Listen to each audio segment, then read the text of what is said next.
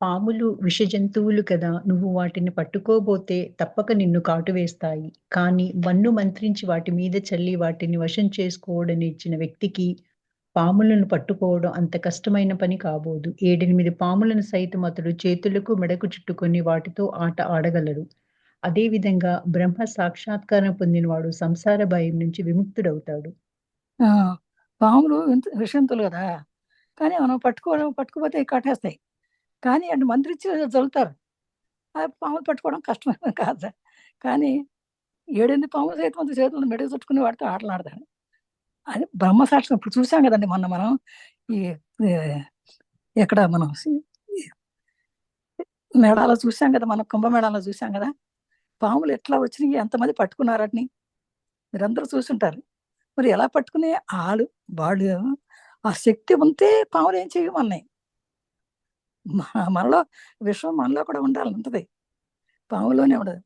ఆ పాముల్లో ఉన్నటువన్నీ ఆ విష జంతువులు కూడా పట్టుకోగలిగిన శక్తి వచ్చిందంటే, మరి మనకి ఎంత శక్తి ఉండటం వల్ల ఆ పాములు పట్టుకోవడం జరిగింది. పాములు మెడలో వేసుకొని తిరిగారు అందరూ. పెద్ద పెద్ద పాములు తీసుకొని తిరిగారు. పాములొచ్చి వాళ్ళందరూ స్నానాలు చేసినియి. ఇదంతా ఎంత మనకి వింత అనిపిస్తుంది మనకి. కానీ బ్రహ్మజ్ఞానం కలిగిన వాడికి వింత కాదది. మామూలు విషయం అయిపోతుంది.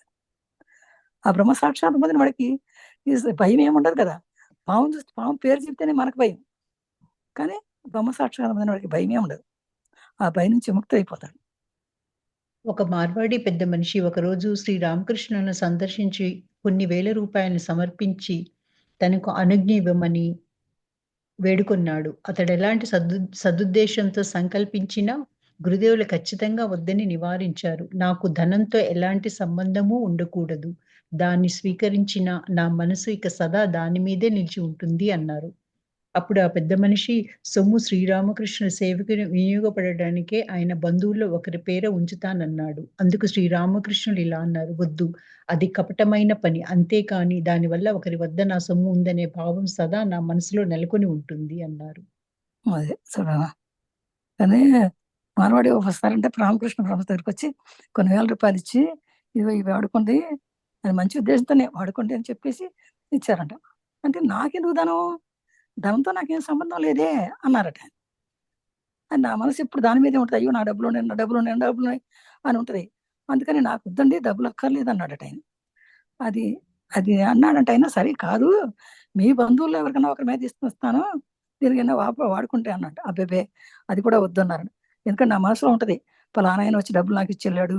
అక్కడ డబ్బులున్నాయి, అక్కడ డబ్బులున్నాయి, అక్కడ డబ్బులున్నాయి. అందుకని వద్దు అని అది కూడా నాకు అక్కర్లేదని చెప్పాడట. అప్పటికి అప్పటికి ఆ మార్వాడి విడవకుండా మనస్సు తైలం వంటిదే ఉంటే కామినీ కాంచనాల్ని సాగరం మీద తేలియాడుతుంది అనే శ్రీరామకృష్ణ సూక్తిని ఉదహరించి తనకు కానుకను అంగీకరించమని పట్టుబట్టాడు. అప్పుడు శ్రీరామకృష్ణుడు ఇలా జవాబిచ్చాడు. "ఆ మాట నిజమే. కానీ చమురే చాలా కాలం నీటి మీద తేలుతుంటే మురుగెత్తుతుంది కదా! అలాగే కామినీ కాంచనాలనే సాగరం మీద ఊరక తేలుతున్నా కూడా దానితో చిరకాలం నిరంతరమైన సంసర్గం కలిగితే మనస్సు కుళ్ళి కంపు కొడుతుంది." మరి ఆ మావిడ విడవకుండా అన్నమాట. ఏంటండి అట్లా అంటున్నారు? మనసు తైలం వంటిది కదా! ఈ కామినీ కాంచనాలు కూడా సాగరం మీద తేలాడతాయి అన్నాడంట. దానికన్నాడట, లేదు లేదండి బాబోయ్! ఆ మాట నిజమే కానీ కామినీ కాంచనం ఉన్నా కూడా అక్కడ ఎన్నాళ్ళుంటాయి. ఉండి, ఉండి, ఉండి మురిగెత్తిపోతాయి. కంపు కొట్టిపోతాయి. అందుకని అది కూడా వద్దు వేయొద్దని చెప్పారట. కాంచన మోహాన్ని జయించటం ఎలా?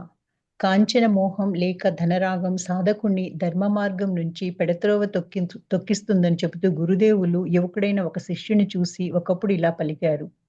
లౌకికుడి మాదిరి, పామరుడు మాదిరి నువ్వు డబ్బు పుచ్చుకొని ఉద్యోగం చేయనారంభించావు. కానీ నీ తల్లి నిమిత్తం నువ్వు పాటుపడుతున్నావు. లేకుంటే చీచీ అనేవాణ్ణి. పదే పదే ఇలా అంటూ చివరకు భగవంతుడిని తప్ప మరెవరిని సేవించకు అన్నారు. కాంచనమోహం ఇయన్నీ ఉండకూడదు. ఇయన్నీ ఉంటే పెడత్రోవ దక్కిస్తాయి. కాంచనం అన్నా బంగారం గాని, ఈ ధనం గాని ఇయన్నీ ఉంటే దాని మోహం ఉండాలి. కానీ మోహం ఉండకూడదు. ఆ మోహం ఉంటే పాములాగా అయిపోతావు. డబ్బు పుచ్చుకుని ఉద్యోగం ఆరంభిస్తావు. కానీ తల్లి నిమిత్తం పాటుపడతావు. లేకుంటే చీ పో అంటావు. ఎందుకని అది ఏది కూడా ఉందంటే అట్టా చేస్తాం. దేనికి కూడా అహంభావం ఉండకూడదు అని ధర్మ మార్గం ఉండాలి గాని అని చెప్తున్నాడు. డబ్బు కోసం ఉద్యోగం చేయటం ఎలాంటి పతనానికి దారితీస్తుందో తెలుపుతూ గురుదేవులు ఒకప్పుడు శిష్యుడితో ఇలా అన్నారు. వాడి ముఖం ఎలా కళావిహీనమై ఉందో చూడు. నల్లని పొర వాడి ముఖాన్ని ఆవరించినట్లుంది. ఇదంతా ఉద్యోగ మహత్యం. జమా ఖర్చు లెక్కలు ఇలాంటివే మరి 1000 విషయాలు అతడు మునిగి తేలుతుంటాడు. ఉమ్. ఈ ఉద్యోగం వచ్చిందంటే పతనానికి దారి. ఉద్యోగం పతనానికంటే డబ్బు కోసం ఉద్యోగం డబ్బు కోసమే కదా ఉద్యోగం చేసేది. కానీ ఎంతసేపు డబ్బు డబ్బు డబ్బు అని కూడదు. ఎంత డబ్బు వస్తుంది, నాకు ఎంత ప్రమోషన్ వస్తుంది, నాకు ఈ డబ్బు ఎంత చేసి, అది కాకుండా వర్క్ మీద ఉండాలి కానీ డబ్బు మీద ఉండకూడదు. ఖర్చులు చూసుకుంటారు అంటే మనకి దానిలోనే తేలాడిపోతాం. ధనం మనిషి స్వభావాన్ని మార్చివేసే ఉపాధి. దాని ప్రభావం ఇలాంటిదని చెప్పే అలవి కాదు. ఎవడైనా ధనవంతుడవగానే వాడి నైజం పూర్తిగా మారిపోతుంది. ఎంత వినయ విధేయతలున్న బ్రాహ్మణుడొకడు ఇక్కడికి తరచూ వస్తుండేవాడు. కొంతకాలానికి అతడు ఇక్కడికి రావడం మానేశాడు. అతడి సందర్భాలేవీ తెలియరాలేదు. ఒకరోజు మేము గొన్నెగరిక పడవ ఎక్కి వెళ్ళాం. మేం పడవ దిగుతూ గంగానది ఒడ్డున కూర్చుని ఉన్న ఆ బ్రాహ్మణ్ణి చూసాం. నది మీదుగా వచ్చే స్వచ్ఛమైన వాయువును అనుభవిస్తూ అతడు టీవీతో దొరమాదిరి కూర్చొని ఉన్నాడు. నన్ను చూడగానే అనుగ్రహ సూచక కంఠస్వరంతో "ఓహో! పూజారి క్షేమమా?" అంటూ పలకరించాడు. అతడి వాలకాన్ని కనిపెట్టి నాతో ఉన్న హృదయ్‌తో ఇలా అన్నాను. "హృదయ్ చూడు, అతగాడికి సంపద ఏదో దక్కి ఉంటుంది. వీడి స్వభావంలో ఎలాంటి మార్పు వచ్చిందో గమనించావా?" అప్పుడు హృదయ్ పగలబడి నవ్వసాగాడు. అది డబ్బులు వచ్చినప్పుడు ఒక రకంగా మనిషి ధనం ధనం ఉంటే స్వభావం మారిపోతుంది. వినయ పోతాయి. అట్లాగే ఒకసారి ఇప్పుడు దర్శనేశ్వరానికి బ్రాహ్మణుడు వచ్చేవాట. రావడం మానేశాడు. ఎందుకు రావట్లేదంటే పడవ ఎక్కి వెళ్ళాలి, దిగుతూ ఉంటే దహనానికి కూర్చుని ఆ బ్రాహ్మణుడు చూశాడు. అందులో టీవీగా దహమాది కూర్చున్నాట. ఆ కంఠసం "ఓహో పూజారి క్షేమమా?" అని అడిగాడు. దాన్ని చూస్తే ఇలా అన్నాడు. అంటే ఏమీ లేనప్పుడు ఒక రకంగా ఉంటాడు, డబ్బులు ఉన్నప్పుడు ఇంకో రకంగా హుందాగా నాకే ఉన్నాయని అన్నట్టుగా మాట్లాడాడు. హుందాతనం పెరిగిపోతుందన్నమాట. చూసి హృదయ పగలబడి నవ్వాడు. ధనం నీకు నిత్యావసరాలను మాత్రమే ఇవ్వగలదు. ధన సంపాదనే నువ్వు పరమావధి అనుకోకు. తన సంపదను, అధికారాన్ని, పేరు ప్రతిష్టలను, ఆధిక్యాన్ని చెప్పుకొని గర్వించేవారు కొందరుంటారు. నిజానికి ఇవన్నీ మూడు నాళ్ల ముచ్చటలే కదా! మరణాంతరం వీటిలో వెంట వచ్చేది ఏదీ లేదు. 2 సందర్భాల్లో భగవంతుడు నవ్వుతాడు. అవసాన కాలం సమీపించిన రోగి పడక వద్దకు వైద్యుడు వచ్చి రోగి తల్లితో "ఎందుకమ్మా ఆదుర్దా పడటానికి కారణం ఏదీ లేదు. నీ కొడుకు ప్రాణం రక్షించే భారం నాది" అనేటప్పుడు. రెండవది అన్నదమ్ములు తమ భూమిని పంచుకుంటూ కొలబద్దతను పుచ్చుకొని పొలాన్ని కొలుస్తూ "ఈ భాగం నాది, ఈ భాగం నీది" అనుకునేటప్పుడు భగవంతుడు నవ్వుతాడు. అబ్బా! ధనము నిత్యావసరాలు మాత్రమే పడిపోతుంది అనుకోవడం తప్పండి. తన సంపదను, అధికారాన్ని, పేరు ప్రతిష్టలు కొందరుంటారు. సంపద వల్లే గర్వం తెచ్చుకుంటారు. నిజానికి ఎన్ని కోట్ల సంపద 3 నాళ్ళు ముచ్చటే. నేను చచ్చితే వచ్చేది ఎమ్మటే ఒక్కటి కూడా లేదు. అందుకే భగవంతుడు మనం చూసి 2 సార్లు నవ్వుకుంటాడట. ఏమని నవ్వుకుంటే ఒకసారేమో అవసాన కాలంలో రోగి దగ్గరికొచ్చి వైద్యుడొచ్చి రోగితో తల్లితో "అమ్మా ఎందుకమ్మా ఆదుర్దా పడుతున్నావు? కారణం ఏంటి?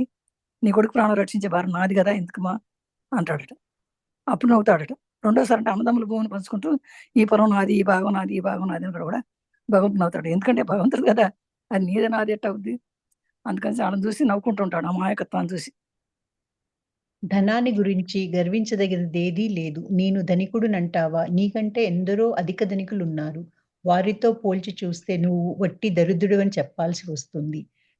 సంజీకటి కమ్మగానే మిడుగురులు బయలుదేరి మేమే ఈ ప్రపంచానికి వెలుగు ఇస్తున్నామని గర్విస్తాయి. కానీ నక్షత్రాలు మిణుకు మిణుకుమని ప్రకాశింపసాగగానే మినుగరువుల గర్వం అణిగిపోతుంది. అప్పుడు నక్షత్రాలు ఈ లోకాన్నంతా మేమే ప్రకాశింపచేస్తున్నామని తలపోస్తాయి. కొంతసేపటికి చంద్రుడు ఉదయించి తన అద్భుత కిరణాలతో ప్రకాశంగా నక్షత్రాలు వెలవెలపోతాయి.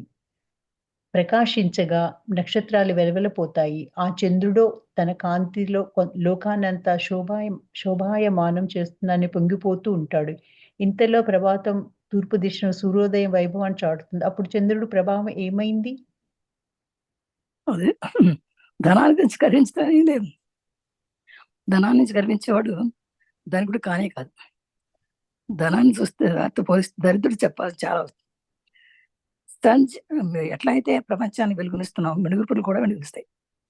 నక్షత్రాలు కానీ మిడుగుపులు గర్వం అయిపోద్ది. మిడుగుపులు అనుకుంటాయంట నేనే ఇస్తాను కాంతి అనుకుంటాయి.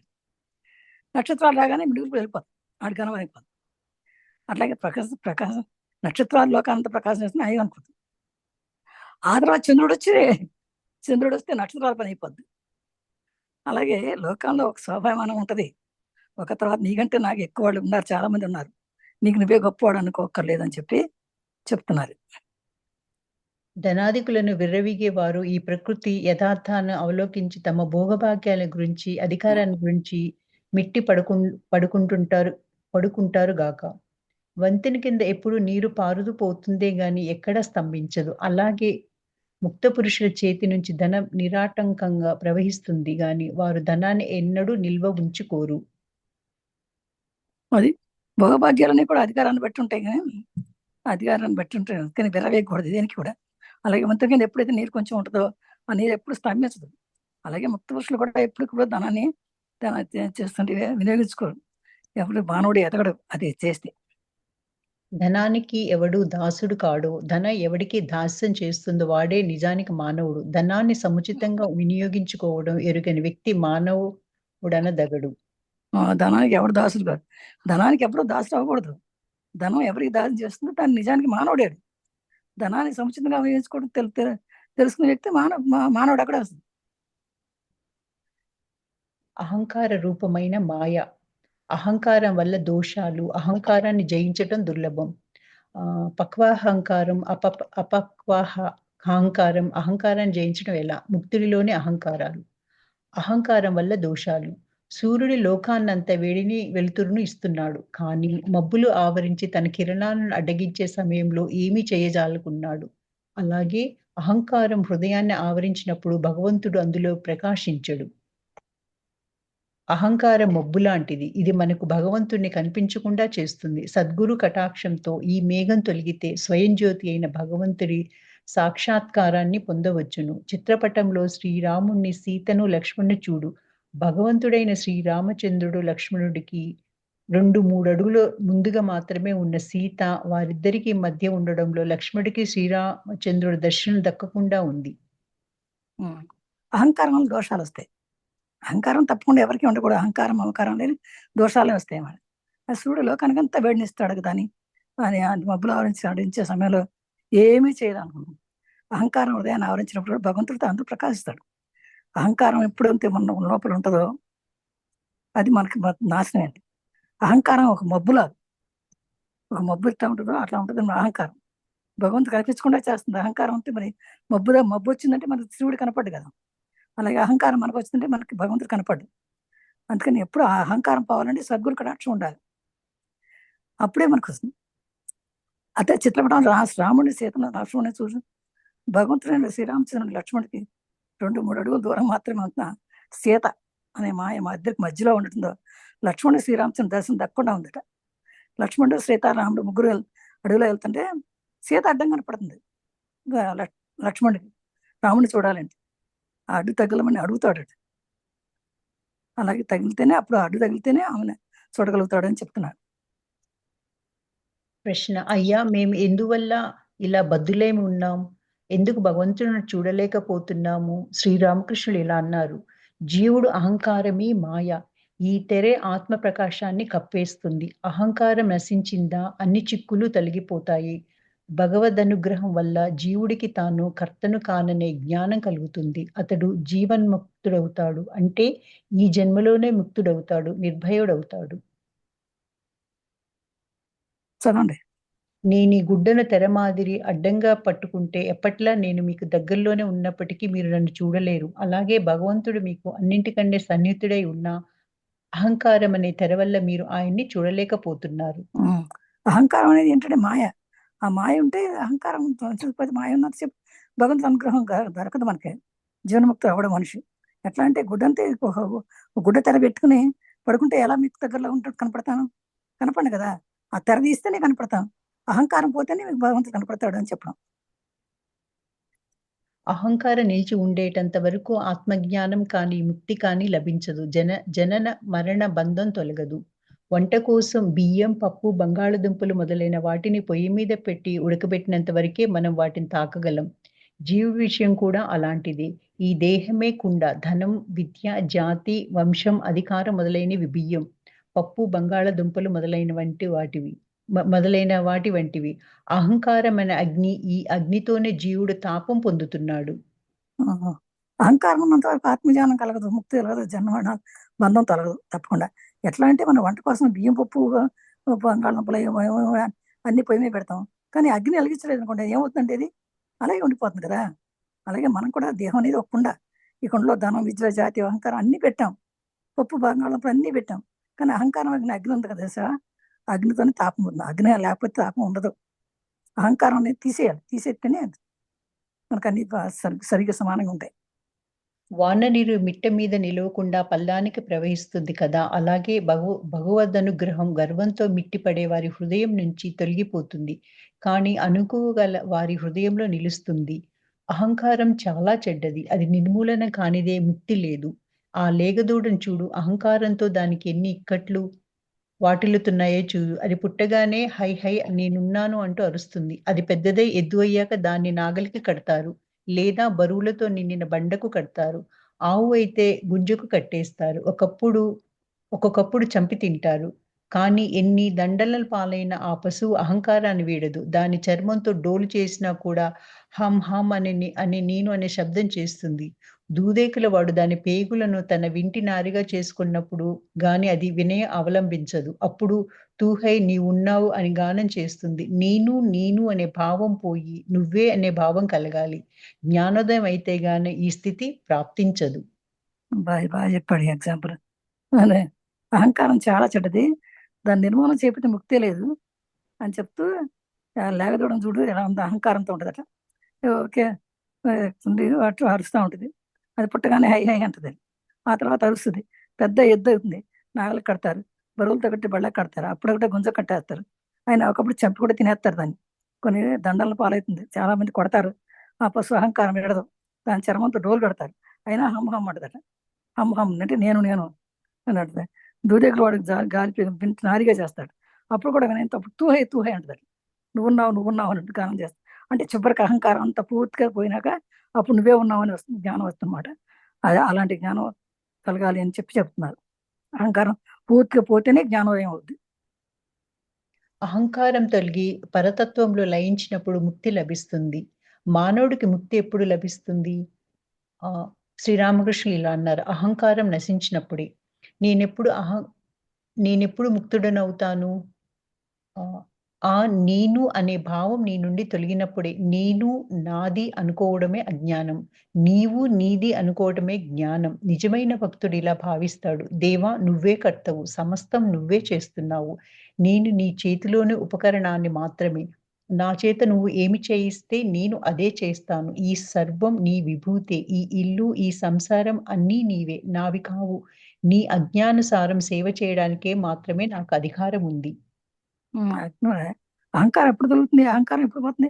అహంకారం ఎప్పుడు పోవాలంటే నువ్వు అనుకున్నంత సేపు నీ అహంకారం ఉండదు. ఎప్పుడైతే నేననే భావం తొలగిపోతుందో, నేను నాది అనుకోవడం అజ్ఞానం, నువ్వు నీది అనుకుంటే జ్ఞానం.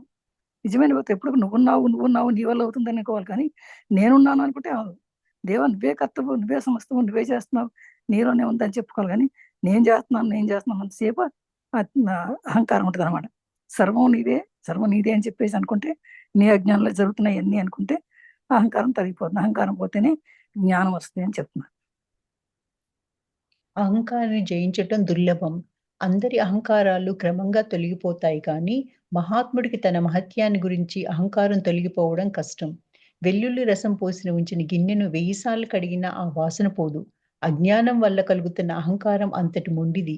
దాన్ని తొలగించుకోవడానికి ఎంత విశ్వ ప్రయత్నం చేసినా అది పూర్తిగా తొలగిపోదు. సో అహంకారం జయించడం చాలా దుర్లభం. అహంకారం రాకూడదు కానీ వచ్చిందంటే దాని దుర్లభత చాలా కష్టమైపోతుంది అహంకారాన్ని పోగొట్టుకోవడానికి. ఎలా అంటే వెల్లుల్లి రసం కనుక పోసి గిన్నెలో పెడితే ఎంత తోమినా గిన్నె వాసన వాసన పోదు. ఇవాళ తోము, రేపు తోము, ఎల్లుండి తోము, ఇంకా ఆ వాసన వస్తానే ఉంటుంది, తొలగిపోదు. అందుకంటే అహంకారం అంత గట్టిదనమాట. అజీర్ణ రోగి పులుపు పదార్థాలు తనకు హాని చేస్తాయని బాగా ఎరుగును. కానీ అవి అతడి కళ్ళబడితే చాలు నోరూరుతుంది. చేరిక యొక్క ప్రభావం అలాంటిది. అలాగే నేను, నాది అనే భావాన్ని ఎంతగా అణిచివేయడానికి ప్రయత్నించినా కర్మాచరణలో అపక్వ అహంకార తలం ఎత్తుతూనే ఉంటుంది. అహంకారాన్ని నిర్మూలించి సమాధి స్థితిని సాధించగలిగేవారు అరుదు. సాధారణంగా అది పోనే పోదు. విధి విరామాలనేవి లేక నువ్వెంత విచారణ చేసినా ఈ అహం మళ్ళీ మళ్ళీ తల ఎత్తుతూనే ఉంటుంది. రావి చెట్టును ఈ రోజు నరికివేశామనుకుంటే మరునాడే చిగురుస్తుంది. అజీర్ణం ఉన్నవాడికి ఆన్ చేస్తాయని తెలిసినా కూడా అదే కావాలనుకుంటాడు. ఎందుకంటే అహంకారం అది. అహంకారం నిర్గుణించి సమాజస్థితి కలిగిన వాళ్ళు చాలా చాలా తక్కువ మంది ఉన్నారు. ఎందుకని అహంకారాన్ని పోగొట్టి సాధించాలి. అది పోనే పోదు సామాన్యంగా. అనేక విరామాలతో ఒకసారి ఆగుతుంది, మళ్ళీ వస్తుంది. అందుకని అట్లాగే ఒక రావి చెట్టు నరికేస్తే మళ్ళీ మన్నాడు మళ్ళీ చిగురేస్తున్నది. పేరు ప్రతిష్టల కోసం ప్రాకులాడేవారు, భ్రాంతిలో పడి కొట్టుకుంటున్నవారు, విధాత లేక సర్వేశ్వరుడు సమస్తాన్ని నియమిస్తున్నాడని, అన్నింటికి అతడే కర్త అని వారు గమనించలేరు పాపం. సర్వేశ్వర, అన్నింటికి నువ్వే కర్త, నువ్వే నియమకుడువు అని బుద్ధివంతుడు భావిస్తాడు. పామరులు, భ్రాంతిమంతులు మాత్రమే నేను అని ప్రలాపిస్తారు. పేరు ప్రతిష్ట కోసం ప్రాకులాడేవాళ్ళు భ్రాంతిలోనే ఉంటారు. సర్వేశ్వరుడే నువ్వే కర్తవు అని అనేవాళ్ళు. నువ్వే సర్వేశ్వరుడు, నువ్వే అన్నిటికీ నువ్వే అనేవాళ్ళు బుద్ధిమంతులు. పామర్లంతా కూడా భ్రాంతిమంతులు. నేను అనుకుంటారు పామర్లు.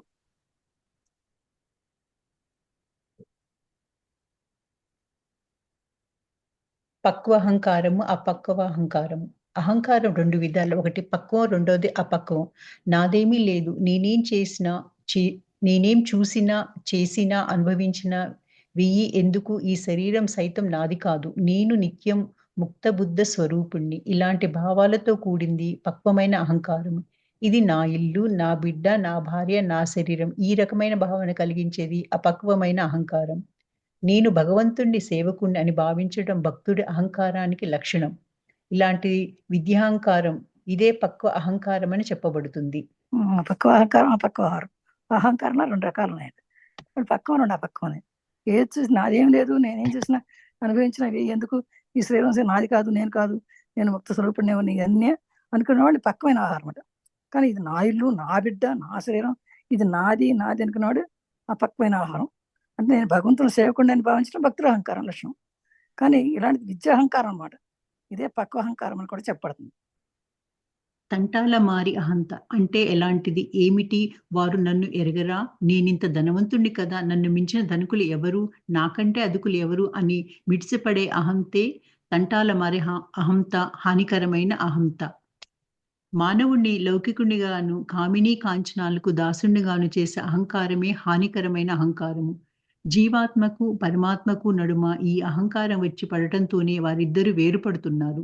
నీటి మీద కర్రను వేస్తే ఆ నీరు విభాగమైనట్లు కనిపిస్తుంది. అహంకారమే ఈ కర్ర. దీన్ని తొలగించావా నీరు మళ్ళీ అభిన్నమై కనిపిస్తుంది. తంటాల మరి అహంకారం అదేంటి అంటే వారు నన్నరా, అయ్యో నేను ఇంత ధనం ఉంది కదా, నన్ను తెలీదా, నాకు ఇంత ధనం ఉంది అని విడిచిపెడతాడు. అది తంటాల మరి అహంకారం. అది చాలా హారికరమైన అహంకారం అది. కానీ మానవుడిని కామిని కాంచాల దాసం కానీ అహంకారమే చేస్తుంది. జీవాత్మ పరమాత్మ నడుమ అహంకారం వచ్చి పడుతుంతో ఇద్దరికి వేరుపడుతున్నారు. నేను జీవాత్మ వేరు, పరమాత్మ వేరు, నేను వేరు, నువ్వు వేరు అనుకున్న సేపు అంతే. ఎట్లా అంటే నీటి మీద కర్ర వేస్తే నీరు 2 భాగాలు అయినట్టు అనిపిస్తుంది. అది తీసేగానే మళ్ళీ మామూలు అయిపోతుంది కదా. ఆ విధంగా అహంకారం ఉన్నసేపు నీకు భగవంతుడు దొరకడం. అహంకారాన్ని జయించటం ఎలా? నేను అనే దాన్ని గూర్చి దాని అనుపానులను కనిపెట్టాలని ప్రయత్నిస్తే అది కేవలం అహంకారానికి సంజ్ఞాని తెలియవస్తుంది. కానీ దాన్ని తొలగించుకోవడం ఎంతో దుర్లభం. కాబట్టి సాధకుడిలా భావించాలి. ఓ పాపిష్టి అహంకారమా, ఏ విధంగానూ నువ్వు నన్ను విడవకుంటే భగవంతుడికి దాసురాలై ఉండవు. భగవంతుడి సేవకుడని భావించే అహంకారాన్ని పక్వాహంకారం అంటారు. అహంకారాన్ని ఎలా జయించాలి అని దానికి కనిపెట్టాలంటే కేవలం అహంకారం సంజ్ఞ. కానీ తొలగించుకోవడం దుర్లభం. రావడం తేలిక కానీ తొలగించుకోవడం దుర్లభం. అందుకని ఎప్పుడు మనం ఎరుకుతూ ఉండాలి. పాపిష్ట అహంకారమా, ఏ విధంగా నన్ను విడుదలంటావు, నేను భగవంతుడు రాసులనే ఉంటానే, నువ్వు పోవే అని చెప్పేసి ఎప్పుడు అహంకారాన్ని పంపించేస్తూ ఉండాలి మనం. శంకరాచార్యులను ఒక శిష్యుడు చిరకాలం సేవిస్తున్నాడు. కానీ ఆయనకు అతడికి ఏమీ ఉపదేశించలేదు. శంకరులు ఒకప్పుడు ఒంటరిగా కూర్చొని ఉండగా వెనుక నుండి ఎవరో వస్తూ ఉన్నట్లు ఖాళీ అడుగుల చప్పుడు వినిపించింది. ఎవరక్కడా అని శంకరాచార్యులు అడిగారు. నేనే అని శిష్యుడు పలికాడు. శంకరాచార్యులు అప్పుడు ఆ శిష్యుడికి ఇలా బోధించాడు. ఈ నేను అనేది నీకంత ప్రియమైతే దాన్ని అనంతంగా పెంచు. అంటే విశ్వమంతా నువ్వే అని గ్రహించు. లేదా దాన్ని పూర్తిగా విడిచిపెట్టు. శంకరాచార్యులు చక్కగా చెప్పాడు. ఒక చిరకాలం ఎప్పుడూ ఒక సేవకుడు ఉండేవాడు. ఆ సేవకుడు ఎక్కడో వస్తున్నట్టు చెప్పినప్పుడు ఎవరెక్కడా అన్నాడు శంకరాచార్య. నేను అన్నాడట. ఓ అవునా, అయితే సరే, నువ్వు ఎప్పుడు నీది నేను అనేది నీకు అంత ప్రియమైతే నేను నేను అనే మాట నీకు ఇష్టమైతే ఎప్పుడు పెంచుకో, అది సొంత నువ్వే అని తెలుసుకో, అప్పుడు మిగిలినంత ఏముండదు, నేను ఒకటే ఉంటది అని చెప్పాడు.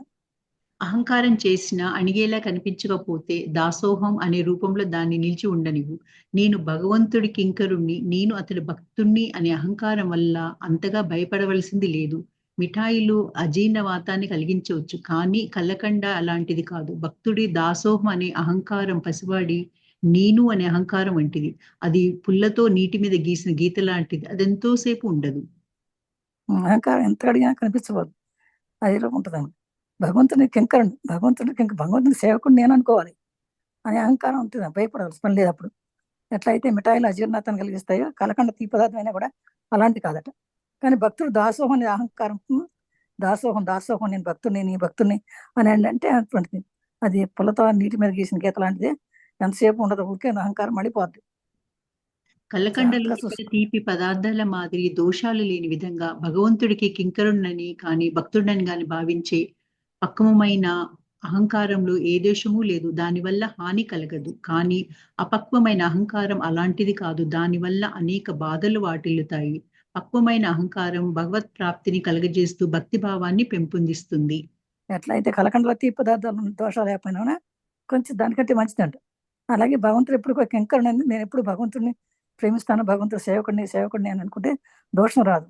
కానీ ఎప్పుడు కూడా నేనే నేనే నేనే అనుకుంటే దోషం వస్తుంది. అహంకారం వస్తే దోషం రాదు.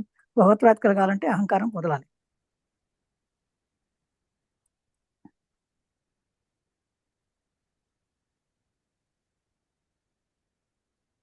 ఏమా ఆపేశావా?